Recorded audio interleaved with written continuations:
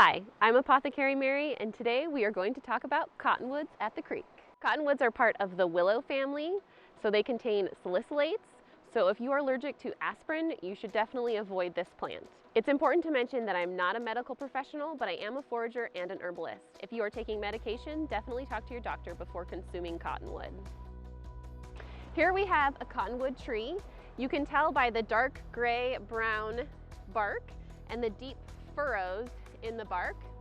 And you can also tell because the branches like to break off easily. So we'll probably find some branches here later on. Actually, there's a couple right there. But what is amazing about this plant is it because it contains salicylates, then it is a natural pain reliever.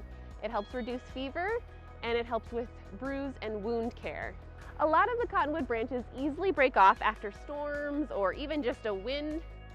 And we have one right here. Don't take from a live tree as much as you can, but definitely find a couple branches on the ground and you can take the buds from those. You can often find cottonwoods near creeks, near rivers, in wetlands, or by lakes as well. You'll see that they're really important for the water ecosystem. These roots create a sort of home for the fish, and it helps protect soil erosion. So beavers like to take the logs and the branches and use them in building their nests. Birds also like to use the twigs in the nests, and I'll show you what the bees do for their hives. Here is a prime example of a cottonwood bud, and you can see that red liquid forming at the top there. That is resin, and it is one of the amazing things about cottonwood. It is forageable in late winter, early spring, depending on where you live. And the bees use this to protect their hives. They use it to cover the holes in their hives. Deers love to eat it as well. As you can see, there are a lot of cottonwoods that are growing along the creek here. They like to grow in clusters, and you can usually find groves like this one near any sort of waterway.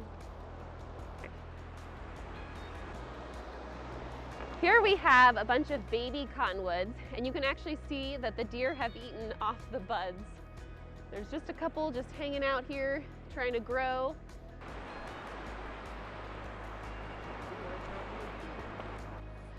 These are all cottonwoods behind me. So besides being an analgesic, which means it helps to relieve pain, cottonwood is also an expectorant, which means it helps to get mucus out of your lungs if you have a congested cough. You can use it by ingesting it to help move that mucus, or actually making a balm and then rubbing that on your chest. That will help warm up your chest and get that mucus moving. It's also a diaphoretic, which means it helps to raise your body temperature and helps to fight off fever. It looks like blood, but it's really just the amazing resin properties. And it smells like perfume. It does smell like the creek in springtime. Sometimes you can see these older cottonwoods growing these branches out kind of frantic, and it's actually warding off other trees. But you can see the taller branches above are starting to grow the buds as well, and these are full of that resin. So if you don't find a lot of branches on the ground, it is okay to take from the tree. You just want to limit as much as possible. So usually clip it and take the first like 3 buds. You'd never want to clip from the top of a tree, like if it's a really small little guy like we thought near the creek. You don't ever want to take from there because that's going to stunt the growth of the cottonwood. The cottonwood leaves can range in size. They are normally triangular, pointed, and they are toothed along the edges.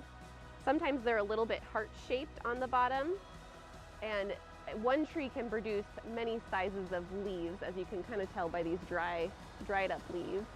Some fun information about cottonwood trees is they are either all male or all female trees, but both types of trees produce a catkin, which the male tree produces a catkin that produces pollen, and then a female tree produces a catkin that produces seeds, and those are edible as long as they're still tightly budded. Those are available in springtime. Hey, we are back in my kitchen with our infused cottonwood oil. It's smells amazing. And we are going to make a facial oil that is really healing and also helps your skin cells to regenerate.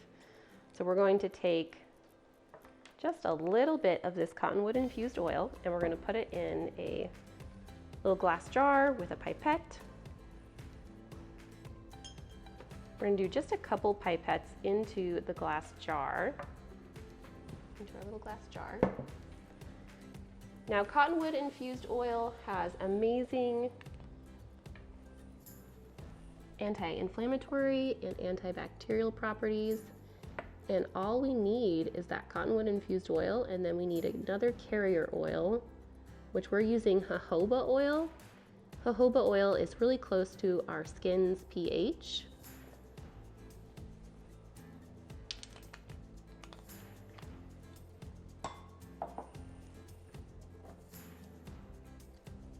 Together, and that's just our 2-ingredient cottonwood infused oil and jojoba oil facial oil.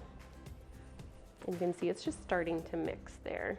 You can also add essential oils, 10 drops of lavender in a 1/2 ounce thing of facial oil would be a lovely addition to add to that. Next, we are going to make our cottonwood infused honey. Now you can use a little bit of cottonwood buds, or you can use fill the jar about halfway. If you want it more lightly flavored, just use a little bit in the bottom there. So we are clipping the rest of our buds and putting them in our jar. Doesn't need to infuse for a couple of months, but then it's actually shelf stable for a really long time. As you can see, it's starting to spread a little bit of the resin on the table, and we'll just scrub that later with a little bit of oil and soapy water. Your hands do get really messy doing this. You can use clippers and just clip the buds off, but I like to get in there and actually take the buds off myself. You want to put the buds in the jar, and it's okay if you get a little bit of the twigs as well, because they're going to have those same amazing properties. So one of the issues that I hear about people foraging cottonwood is they can't get the resin off of their hands. But actually, to do that, we're just going to use a little bit of balm. The balm is going to loosen up that resin. And you might have to do this a couple times, but you can already see it starting to spread. And then we'll wash them like normal with soap.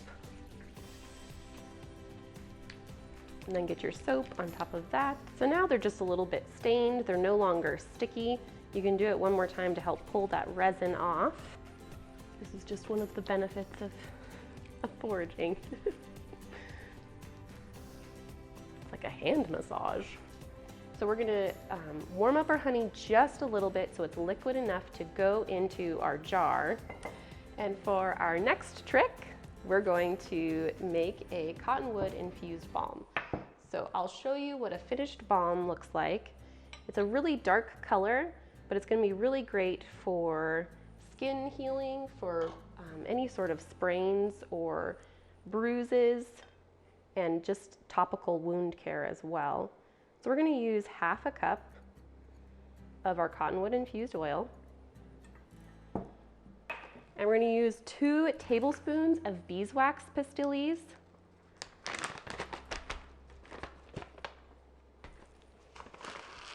I'd like to do just a little bit scant of the tablespoons because then it's a little bit of a softer balm. And then we're going to heat this up on low, or you can use a double boiler until the beeswax has melted, and then we'll pour it into our tin. While we're waiting for the honey to liquefy, we are going to pour our cottonwood balm. The beeswax has now melted and it's just perfect and mixed up. We're going to pour that into our jar. Once it sets, it's going to look like this, and then it's shelf stable for 2 to 3 years. And you can continue to use it like you would use arnica gel, so it's great for wounds, bruises, any sort of skin issue that you're having. It'll help to be anti-inflammatory, it'll help with skin cell regeneration, and it will help as an analgesic, which means it helps to alleviate pain. Our tin is really hot, so we're gonna move it over with these gloves. Next, we are going to add our honey to our cottonwood jar. I needed to liquefy this because it had crystallized in my pantry, so I just put it in a little bit of hot water. We're going to pour that over our cottonwood. The cottonwood likes to expand, so you need to leave a little bit of space at the top. Still a little bit crystallized there. So that will be ready in a couple of months. You can label it, put it in your pantry, and then let it infuse and get it out in a couple months. I love to set an event on my calendar so that I know when to pull it out and when to enjoy it for the first time. I know I have quite a few vegan followers and some people who don't want to use honey, and that's okay. You can also use maple syrup to do this as well, or you can also infuse it into alcohol and make cocktails out of it, which is really fun. Thank you for joining me for Cottonwoods by the Creekside. I really enjoyed making cottonwood bud infused honey, cottonwood salve, and a cottonwood facial oil that helps with skin regeneration. If you love foraging, herbs, and being out in nature, then this is the place for you. See you next time!